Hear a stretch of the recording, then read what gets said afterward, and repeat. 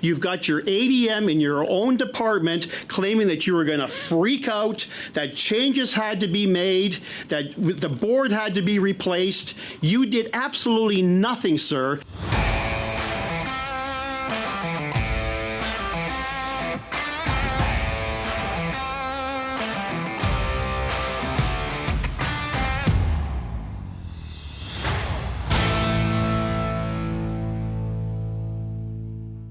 Welcome back to Northern Perspective, everyone. I'm Cypher. And I'm Fox. Today, we're continuing our expose of the billion-dollar slush fund scandal, which entails the government funding program via the Sustainable Development Technology Canada organization. If you haven't watched parts 1 through 3 of this series, we encourage you to do so in order to have the context for what we are discussing in this video. You can find the links to those videos in the description below. On October 4th, 2023, Michael Barrett formally requested an investigation in committee, which began on November 2nd. As we showed you in our last video, Deputy Auditor General Andrew Hayes validated the Conservative narrative that the SDTC received a clean bill of health in a 2017 previous audit. Larry Brock questioned Andrew Hayes as to when the Auditor General's office is obligated to turn over an investigation to the police if they suspect criminality. Hayes confirmed that the threshold was very low for that action to occur, to which Brock responded by stating that, in his opinion, there were several aspects of criminality that the previous third-party investigative report had outlined.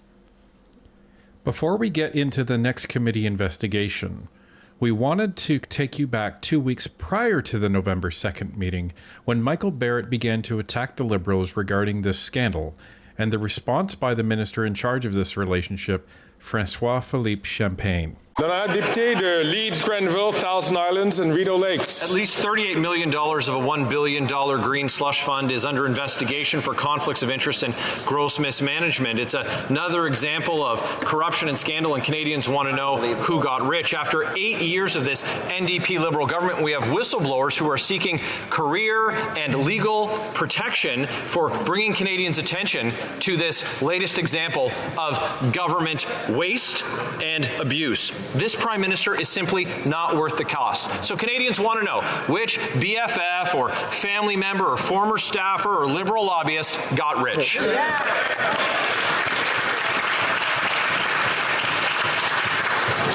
L'honorable ministre. Speaker, we need to rectify the facts, Mr. Speaker. I think there will be a number of small and medium-sized businesses in the country in the energy space and the environmental space which will be shocked by this comment, Mr. Speaker. What we did the responsible thing. The moment we had allegation of wrongdoing, Mr. Speaker, we hired an independent third-party expert to investigate.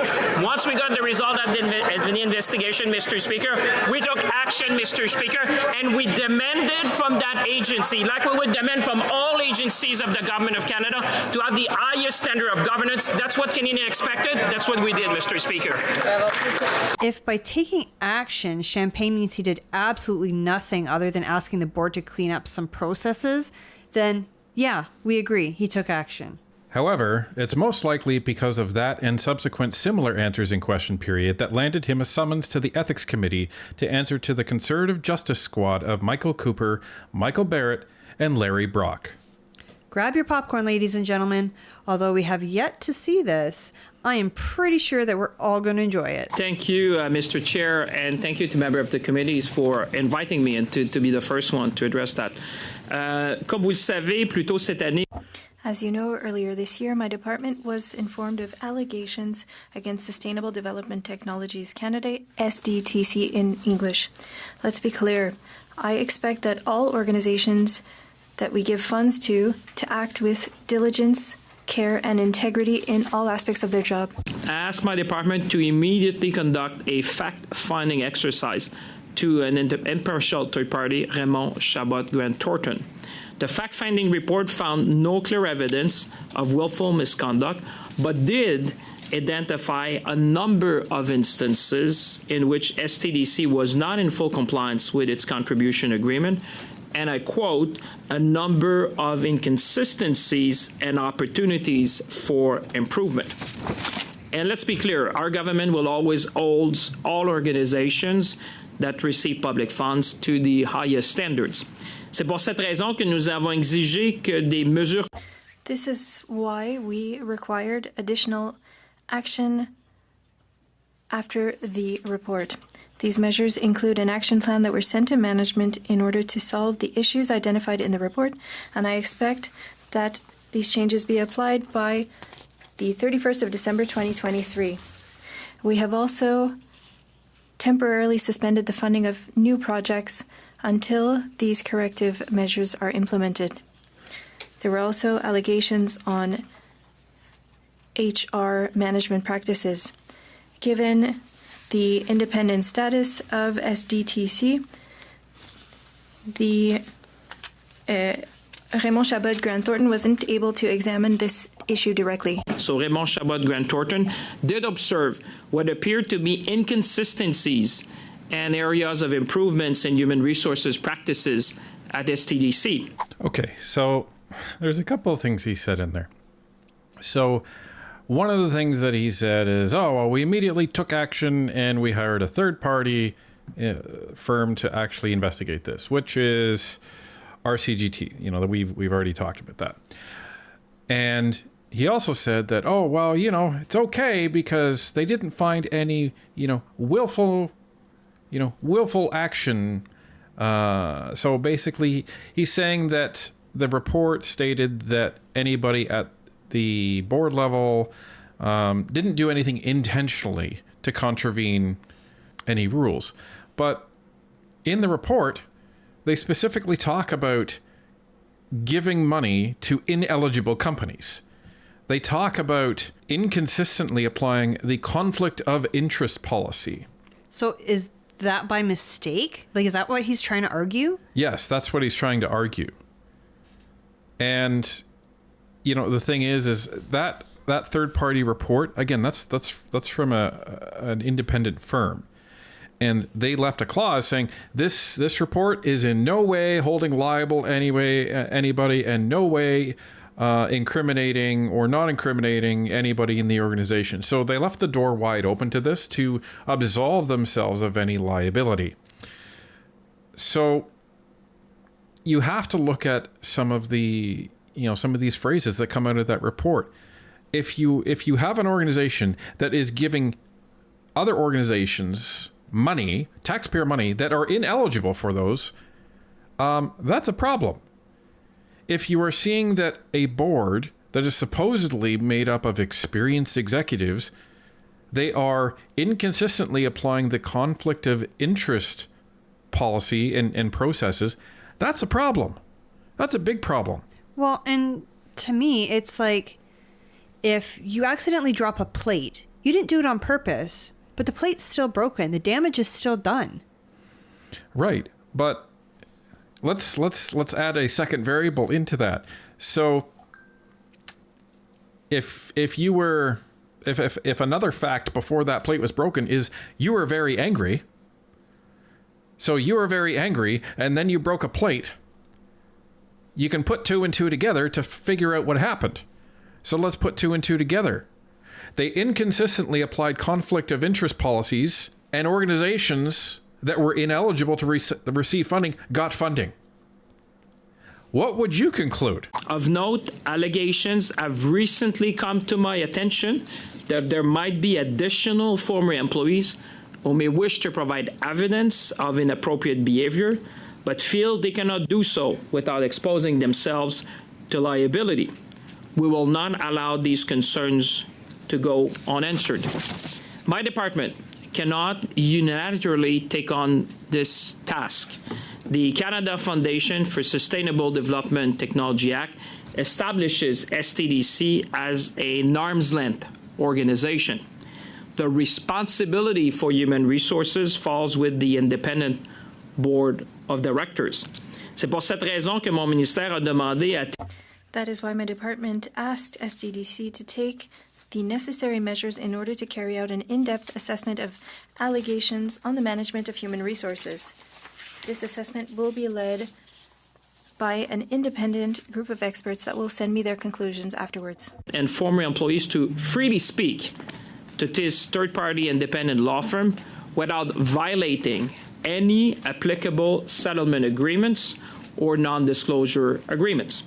Les allégations de mauvaise gestion des fonds publics sont graves et il est important que nous agissions. That was very important what he said. Some of our legal experts probably picked up on what he said.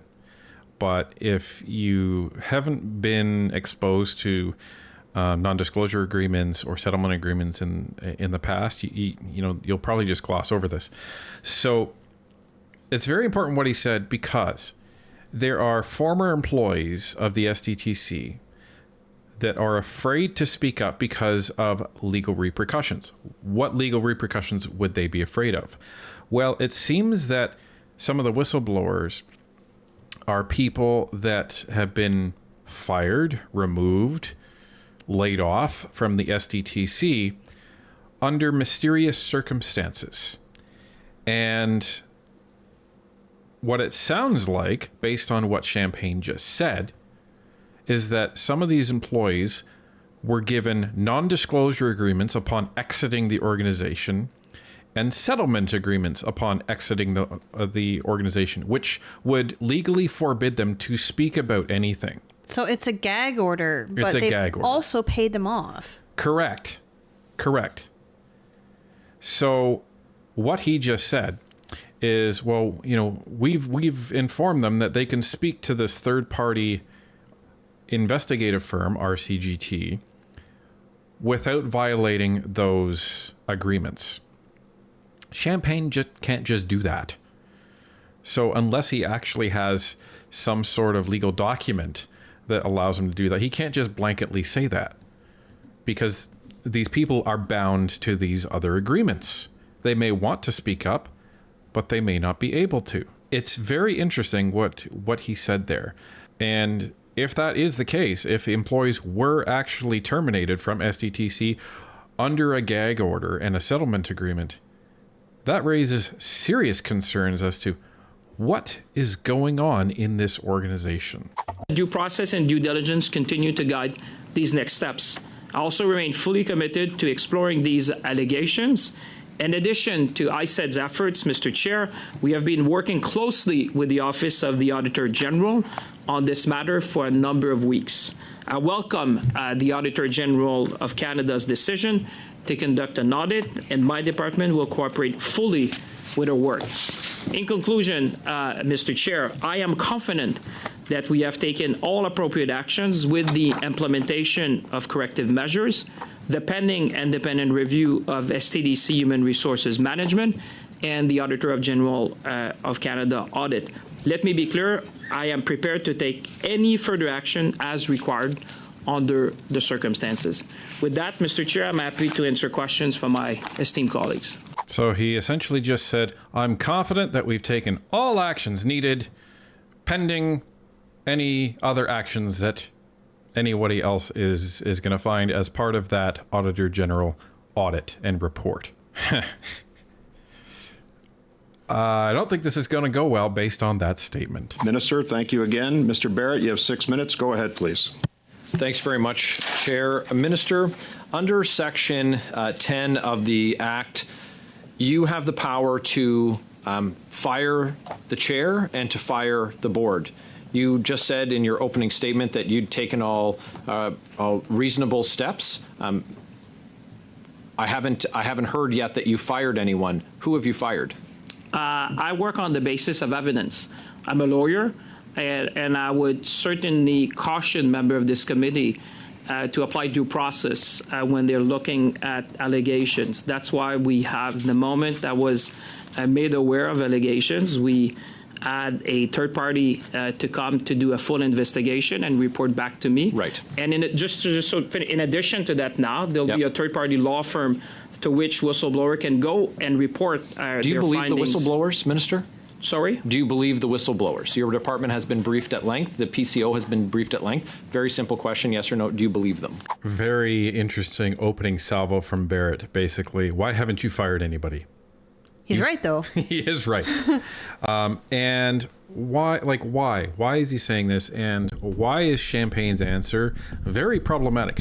Because remember, one of his top guys, Mr. McConaughey, he is the guy that was recorded talking to the whistleblowers, saying that, we believe you. We said we would believe you.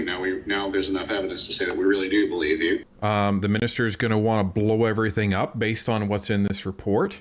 I think the minister is going to flip out when he hears the stuff, and he's going to want an extreme reaction, like shut it all down. And basically that the board needs to be essentially removed. That's what he said. It's unlikely that certain members of the board or the entire board and executive are going to be able to continue to serve. Like, they've kind of lost the confidence. For Champagne to come back and say, well, because I'm a lawyer and this is based on allegations and well, clearly your number one guy thought that you would react very, very negatively to this, and you didn't. It's going to be interesting how he squeezes out of this answer. I believe in the evidence that I receive, and the evidence that I have so far is contained in the report for which you have a copy. That's the evidence that I have in front of me today. Will you condemn Sustainable Development Technologies Canada for saying that the whistleblowers are lying? I will. You said that there should be due process. So they've already determined that what the whistleblowers are saying, in their opinion, is a lie. Do you think that that's appropriate of SDTC to say? I think you'll have the opportunity to ask that question to the chair and to the CEO of the company. I'll let them speak for themselves. With all due respect, I'm asking you. You're the minister. No, but I think the question is for the CEO and the board if they said that. What I'm saying is that me, as minister, I work under the terms and conditions of the contribution agreement, which you've seen. Right. I work on the basis of the law which created SDTC. Right, and that law allows you that gives you the power to both appoint the chair and members of the board, which you haven't exercised the ability to fire them. Their term is based on good behavior. I have another question. Well, let me just say, it's for cause, Mr. Barrett. They can be terminated for cause. So yeah, their term is for good behavior. What we've heard, but sir, for cause. is what we've heard is their term is for good behavior. They're appointed. And it's based on the minister's decision. That's you. So are you going to guarantee the whistleblowers the same level of protection offered to public servants? Well, the law specifically, and it's not me, as you would know, you would go back into the act. Those employees are not part of the Public Service of Canada, sir. That's not me. That's the law that Parliament adopted at the time. I could take some time to offer you some suggestions that would include appointing a chair and appointing members of the board who would guarantee the protection of whistleblowers who've identified gross mismanagement and misconduct when we're talking about more than $100 million in funding. So will you admit today that SDTC has seen rampant corruption through conflicts of interest and funding ineligible companies and projects? You talked about the RCGT report. That's listed in there. So will you confirm that you agree with that finding? Wow, that was getting pretty heated. Champagne might be a lawyer, and Barrett isn't. That's the interesting thing. No, he's not, but he's very strong, and he's very, like, he doesn't put up with BS from the Liberals. I don't know what kind of verb I'm looking for, but he's very he cuts to the chase, and he doesn't tolerate filibustering, and he doesn't tolerate non-answers, and he questions like a lawyer. That's really where I'm getting to. Yeah, he's really good in committee. He's great in the House of Commons too, but I think he really shines in committee. And all good questions. Will you condemn the SDTC board for saying that these whistleblowers are lying? You can ask the CEO for that. Why would I ask the CEO if the minister responsible for this entire department condemns them? Come on, man. But why would Champagne condemn them? Because they're friends of the Prime Minister. Why would he do that, right? So this is just making Champagne look even worse than he already is. Remember, this is the man who thought that the grocery stores invented flyers right before Thanksgiving. That's how out of touch this guy is. Well, I would say I find you're making a number of assumptions. As a lawyer, I would caution you to do that. The only evidence that exists on the record today is in the Raymond Chabot Grant Thornton report. That's the only evidence that exists today. If you are in possession, no, but let me say to you, if you're in possession of further evidence, I would welcome you to deliver that to me. Minister, and then we can have a fact-finding exercise. You're in possession of the same information I am. It's more than 300 pages that the whistleblowers gave to PCO and furnished your department with. I am not in possession of that document. What I'm saying, I'm in possession. You should. I'm asking my next question. You should turn to your officials and ask if this is willful blindness that we're seeing, because they've been furnished with the information. In fact, we have members of your department in recordings that have been released to the public saying that they've seen the information and that they don't have confidence in the board of directors. So let's be clear. I'm not here for your legal opinion. You're offering me legal advice. I don't need your legal cautions. What I want to know is the date on which you learned of the whistleblower allegations about SDTC. Just the date, sir. Wow. Oh my goodness. I wish I could be eating popcorn with the rest of you right now, because this is just something else. I think this is probably the first time I've seen Champagne in committee. And it is real nice to actually see him be subjected to questions that he has to answer. He can't just not answer this stuff. And, the fact that he's saying, well, I've only seen the RCGT report, and Barrett is saying, well, what about the huge whistleblower complaint that was submitted in the first place? Oh, well, I haven't seen that. You haven't seen that? Why haven't you seen that? Yeah, you're the minister responsible for this file.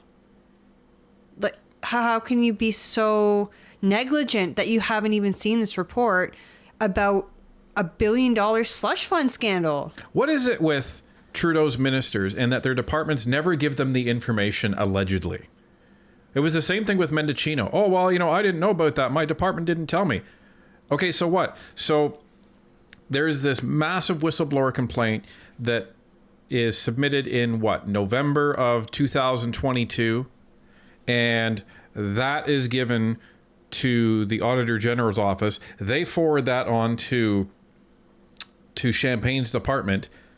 They find credence enough in it to say, you know what, we should have a third-party investigation, which Champagne brags about in question period, yet he hasn't seen the actual complaint by the whistleblowers. I find that extremely hard to believe. My guess is that the ministers say, oh, well, my staff hasn't told me about that because they're so incompetent. They don't want to admit the problem is them. After you learned of Annette Verscharen's network of conflicts of interest and involvement in funding ineligible projects, did she receive any taxpayer dollars? Yes or no? I don't understand the question you have. What I can tell you is that on March 5th, no, but if you want me to answer, I know you have another question. But I understand the question, Mr. Chair. Champagne, what he's saying is, you're saying, Champagne, that you learned of this whistleblower complaint on March 5th. From all of these people. It was one document. So the question is after March 5th, did you continue to give money to the SDTC after you learned through this document, this whistleblower complaint, that Annette Verscharen and the rest of the board was continuing to distribute funds to ineligible companies and violate conflict of interest policies? That's the question. What's the answer? I do have a question, and you said you don't understand it. How can you answer it if you don't understand it? No, break it down. I'm just going back to your question on March 5th. Is the chair of the board. You have the power to fire her. We have heard evidence that Ms. Verscharen is in a conflict of interest and that her company has continued to receive funding, including the Verscharen Center receiving $1 million on September the 5th and $1.2 million on September 19th. Did you offer any comments that were supportive of the funding that the Verscharen Center, named for the chair of the board, who serves at the minister's pleasure, did you offer positive comments about that funding, already knowing about the allegations against Ms. Verscharen? Uh-oh. That's the $1 million question. Or maybe it's the $1 billion question. So here's an article that Barrett is referring to where the CBC announced that the federal government is spending $2 million on clean tech research in Cape Breton. $1 million is going to the Verscharen Center, funnily enough, and named after Annette Verscharen, and loans of $500,000 each to two other startup companies. Now, if you look, there's a quote here. The two proponents are just exciting young entrepreneurs that have chosen to come here to work with the Versurance Center and now have their wings to fly and will be doing incredible work, she said in Sydney on Tuesday. Well, that's interesting. Why is her organization getting $1 million while she's the chair of the organization that is in charge of dispersing money to companies like this? Why indeed? Ladies and gentlemen, that's called a conflict of interest. A big one. I see where you're trying to make inference and allegations and all that, sir. Let me make things very simple for you. I learned on March 5th, that's what at the time I was briefed by my official. Yep, that March comes 17th, before September 5th. Yep. Mr. Chair, if you want, I'm happy to hear the question, but if I'm not able to answer, I was just going to say, I'm not sure let that in the terms of due minister process, answer I'm a here, lawyer. Mr. Barrett, if you don't mind. Thank you. I guess if you want me to answer, give me the opportunity. Let's hear it. So what I'm telling you is that on March 5th, this is the time I was briefed by official. On March 17, the department issued a contract to Raymond Chabot to do the investigation. On September 27, I got the findings of that. On October 3rd, that's where I've got 10 seconds left, Minister. I would just say you heard about it on September, or you heard about it in March. Then in September, you went on to give positive praise for more funding to Ms. Fair-Sharon, who's at the heart of these conflict of interest allegations. You have the power to fire the chair. That's it, Mr. You have the Barrett. power to fire the board. Why haven't you fired anyone? Mr. Chair, I would really... Minister, that concludes this round of questioning. You went over by about 10 seconds, according to our colleagues in the Liberals. Ladies and gentlemen, that was round one. One. Yeah, you knew about this, and then there was this big announcement for a Versurance company, and you're praising this. So what's going on, Champagne? Mr. Cooper, you have 5 minutes. Please start. I'm going to really go tight on the timelines here, okay? So go. Thank you, Mr. Chair. Mr. Minister, I just want to clarify an answer that you had provided. Did you say that you do not have possession of a 300-page whistleblower dossier? Did I hear you right? The department does. I don't. Have you read it? No, I don't have possession of it. The department has. You haven't. You mean to say that you take this very seriously, but you're willing to take whatever action is necessary. You've repeatedly said you're a lawyer, and you haven't taken the time to review the contents of the 300-page. Well, I'll tell you very simply, you're a lawyer as well. I'm not the fact finder. I'm the minister. There's people who their job is to do the fact-finding mission. When they provide me with evidence, the only evidence that exists today, Mr. Cooper, I would tell you, is not the allegations that people have brought. Is the report from Raymond Chabot Grant Thornton. I thought you would have been interested in seeing that evidence as minister. And further to that, Minister, have you met with the whistleblowers? I don't think it would be appropriate for the minister to meet with whistleblower because, as I would tell you, and you have legal training, the lawyer, I'm not there to do the fact-finding mission. That's why we have a third-party law firm, and we have Raymond Chabot to do that. You have said that you need evidence, but Minister, through you, Mr. Chair, there is evidence, and it's contained in the RCGT report, which made findings that are damning, that you are downplaying, including $53,580,000 that was handed out to 3 companies who were ineligible recipients, a further $38.4 million that went out the door as so-called COVID relief payments, which were questionable, and in which of these 21 companies that were looked into, 6 of them involved members of the board who had conflicts of interest, 29% of the companies. So when you say that you need evidence, you have that evidence, and yet you haven't used the tools that you have at your disposal, including Section 10 of the Act, to fire the chair and fire the board. Lawyer versus lawyer now. Amazing. But, okay, so I'm not a lawyer. Cypher's not a lawyer. But from what I understand, and maybe this is only in like the criminal law realm because I watch way too much true crime. But anyways, when you have evidence, the lawyers on both sides are to review that evidence. Correct. So why is Champagne not reviewing that evidence? to shirk responsibility and to say, well, I didn't know. And that way he has somebody to blame when something goes wrong. That's why he's not doing this. That is exactly why. That way, if something doesn't get done, he has an out to say, well, clearly it was my team that messed up and they didn't provide me with the right information. I'm going to fire one of them. That's why. It's to give him this insulation to avoid responsibility, even though he's the responsible minister and the buck stops with him. Well, that's it. If you want to get paid the big bucks, and the guys in cabinet make even more money than the regular MP salary. So if you want to get paid the big bucks, buck stops with you. You're responsible. And this is the interesting thing. You have Champagne, who's a lawyer, Cooper, who's a lawyer, Brock, who's the prosecutor. I cannot wait to see Brock rip into him. So, ladies and gentlemen, it's the Royal Rumble in the Ethics Committee as it relates to lawyers here. So, this is getting pretty deep, but we're gonna break it down for you as best we can. I would respectfully disagree with that. If you see how it was qualified, Mr. Cooper, as a lawyer, it's called inconsistencies.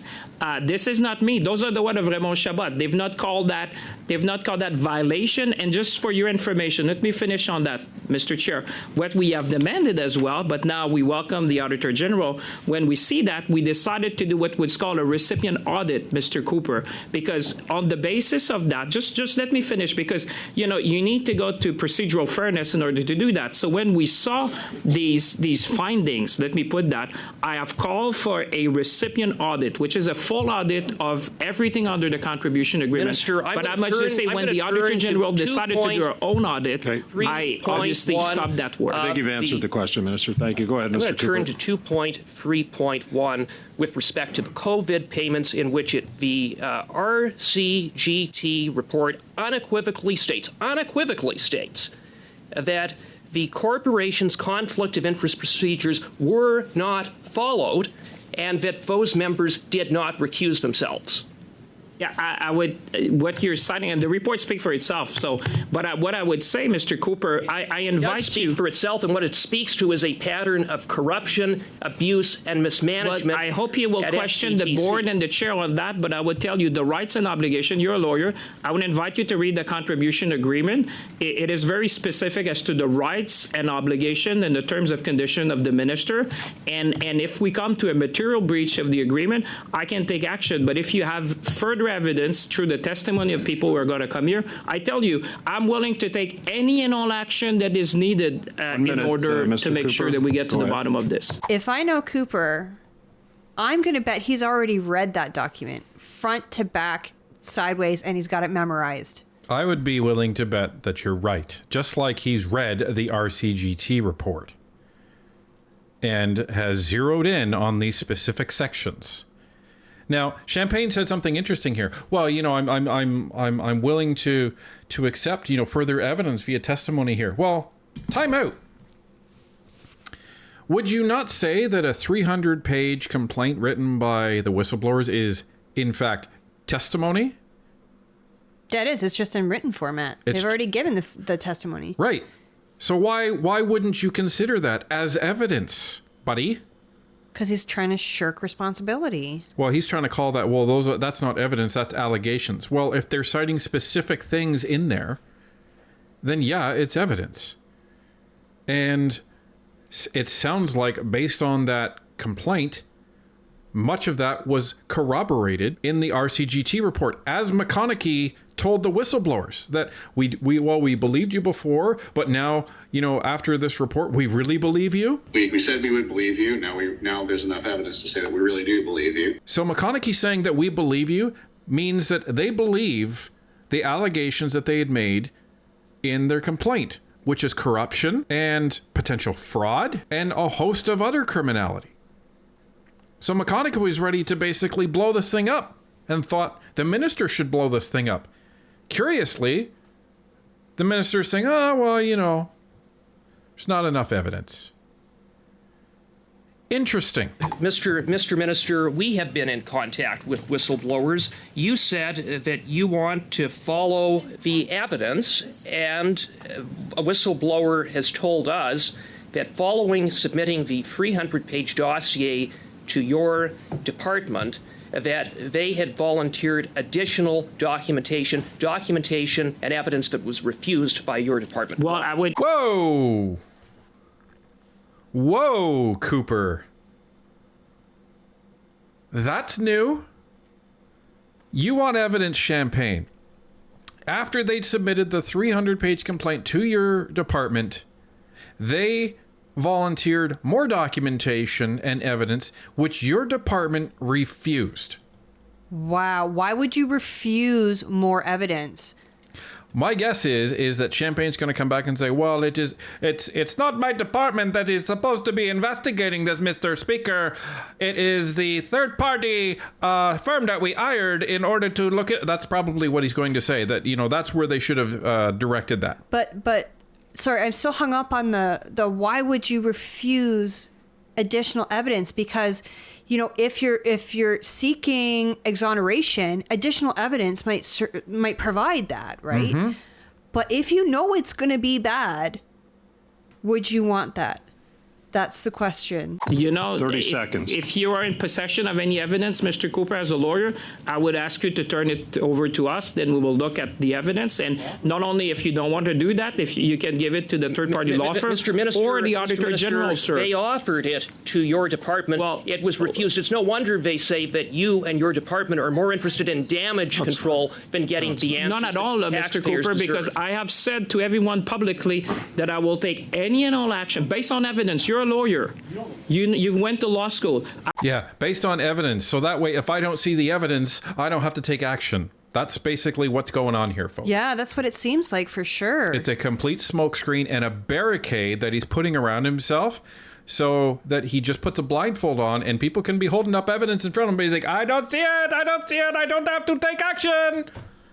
That's how this goes. I act on evidence, not allegation. If I have evidence of wrongdoing of any form or material breach under the contribution agreement, we will take all action needed and we'll go to the bottom of this together. Mr. Brock and then Mr. Kellaway, and then we'll end this session. Mr. Brock, 5 minutes, please. Go ahead. Thank you, Chair. With respect, Minister, I know you started off by trying to brief us on your legal knowledge and trying to give us some legal parameters. But with respect, we don't want to hear about your legal opinion. We want to hear about your political responsibility as minister on this extremely important portfolio. Understood?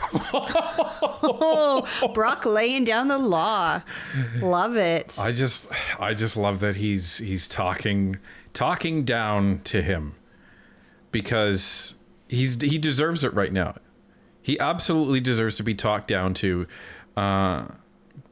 because you have Champagne trying to talk down to Barrett and trying to talk down to Cooper. Well, if you were a lawyer, you should know. Listen, you're not going to be talking down to Larry Brock. No, he has such a presence to him. We were fortunate enough to meet him when we went to that rally in St. Catharines, and very, very nice gentleman, but he's got a presence to him. He's probably about 5'9", 5'10", if I were to guess. I could be misremembering, but being around him, he feels like he's 6'5". That's the weight that he carries with him in terms of his presence in a room and the respect that he commands. So I love that he says, "This is what you're gonna do. Do you understand?" It's perfect. Amazing. I do my job, and I have a legal background, and I'm very proud of that, and I want to excuse myself to say for the record that I happen to understand these things perhaps better than others, because you understood the question. I'm a lawyer and I used to be Sir, I got limited time. Sir. I will move on. Sir. Thank you, sir. You've heard the concept of ministerial responsibility, right? I'm very familiar. I've been Minister of the Crown. Yeah, the buck stops with you. I totally, but I would tell you. You keep talking. No, sir, this is my time to talk. I haven't asked you a question. Okay, you talk about, well, that's not my responsibility, and they're going to be doing this review, or they're going to be making those changes, etc.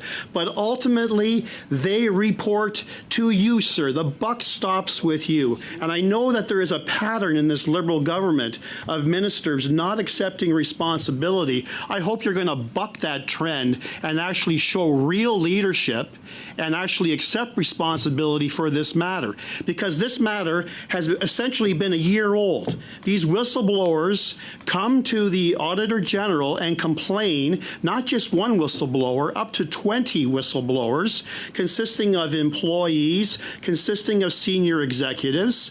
And I know that the SDTC likes to classify them as just troublemakers, but they're not. They received advice to prepare a 300-page informational package and send that off to the Privy Council office. That was done in February. Now, I understand through your evidence, sir, that you received notice that your department received that report in March, correct? Did you see Cooper?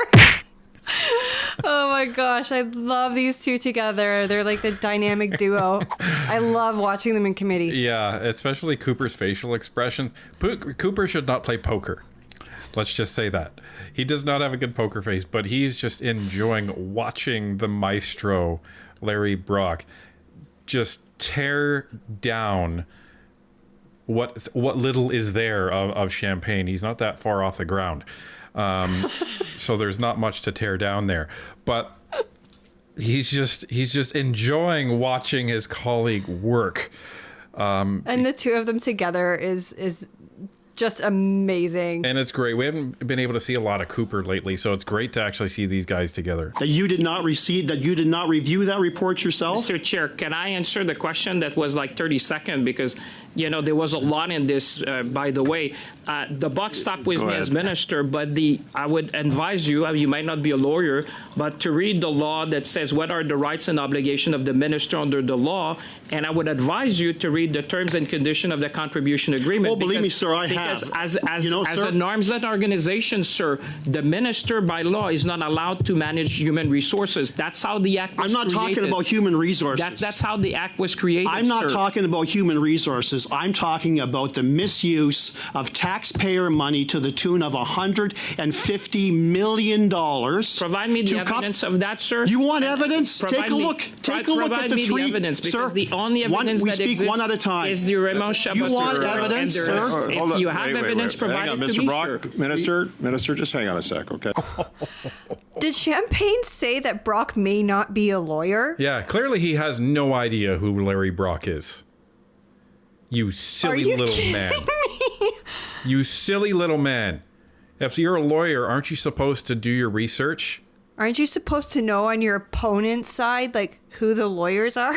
Well, if you would read this document, believe me, I have. Beautiful. Yeah, pretty sure that they've read both of those documents that you're trying to wave around and hold as a shield. So basically what Champagne tried to do there is say, yes, I'm the minister, the buck stops with me, but the SDC's arm's length, I can't do anything. It's not up to me.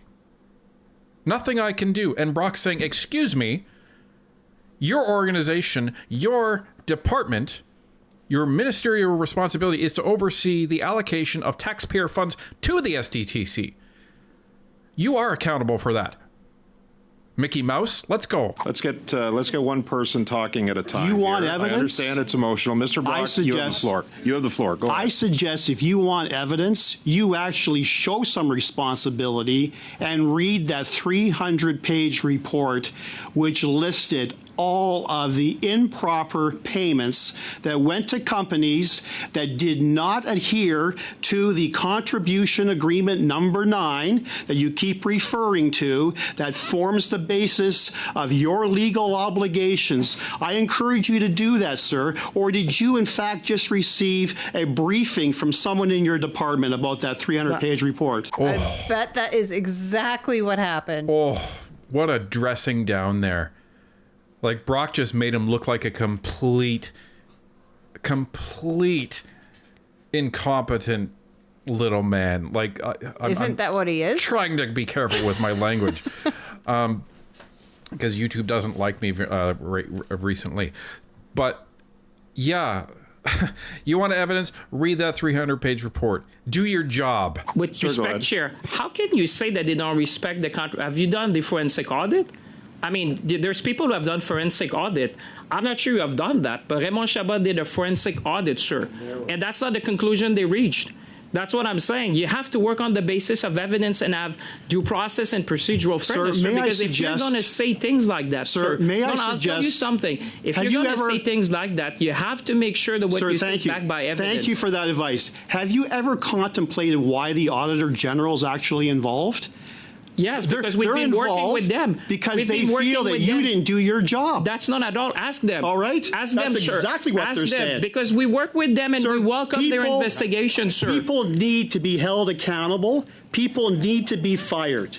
You've done absolutely nothing, despite claiming you're taking this so seriously. You've got your ADM in your own department claiming that you were going to freak out, that changes had to be made, that the board had to be replaced. You did absolutely nothing, sir, between March and October. Did you actually have meetings with your ADM to talk about this issue in that time frame? Mr. Chair, I would say I work on the basis of evidence.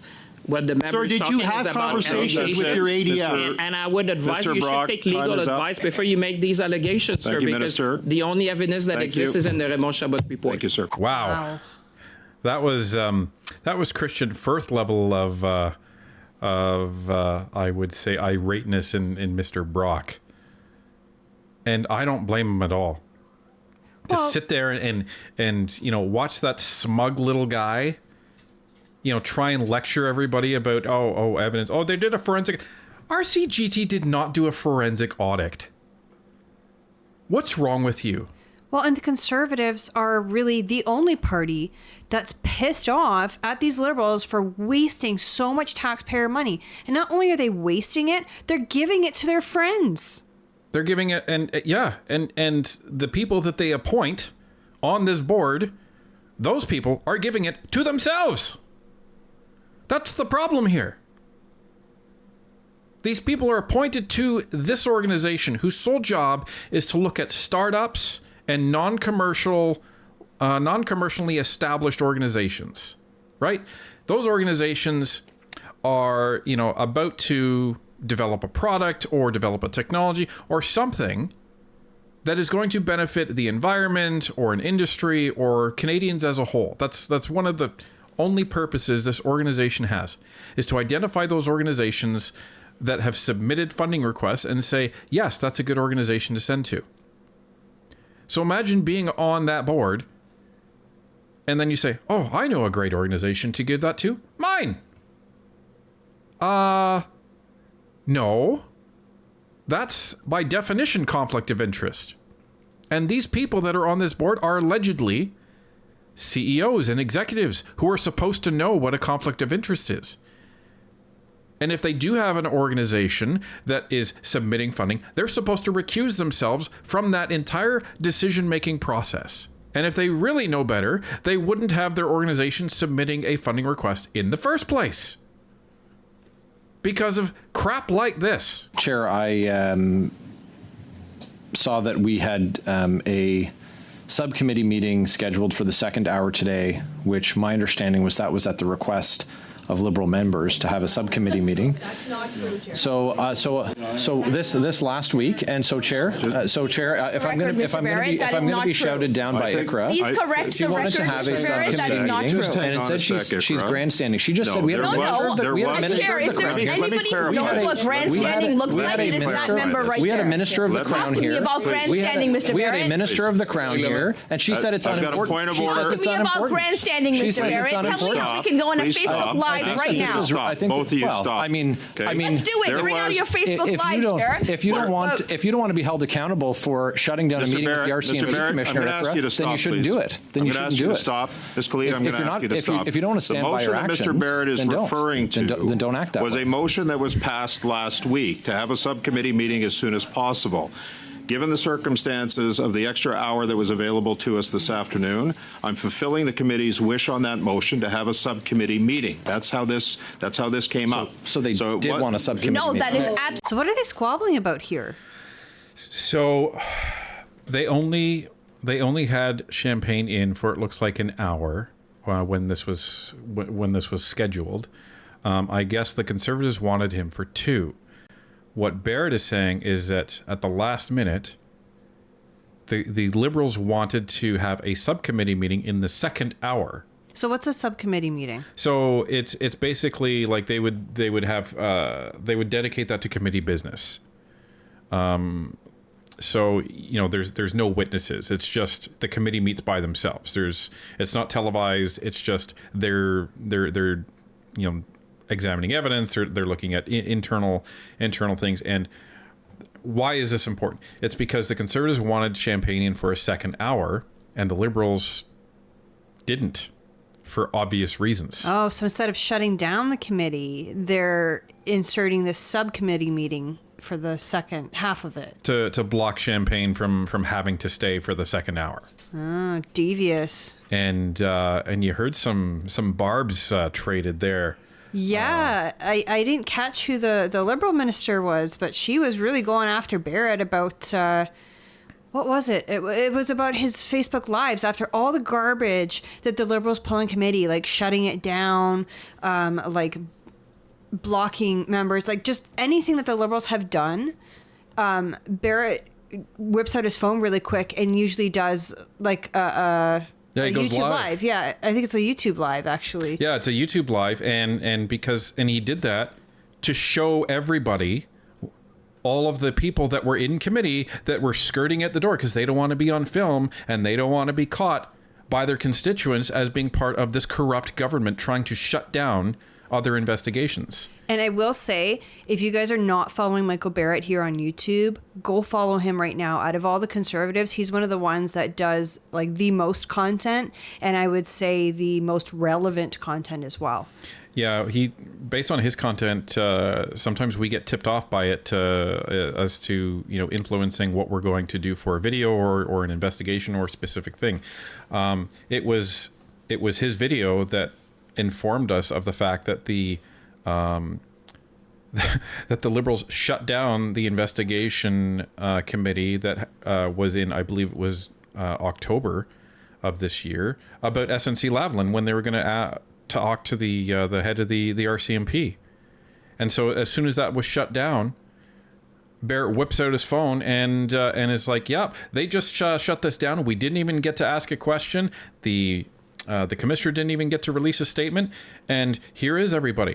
And that was MP Khalid, by the way, that was having a problem with that. So yeah, that's her name. Thank you. Khalid, you don't like that? How about you don't act like a corrupt little, you know what, person?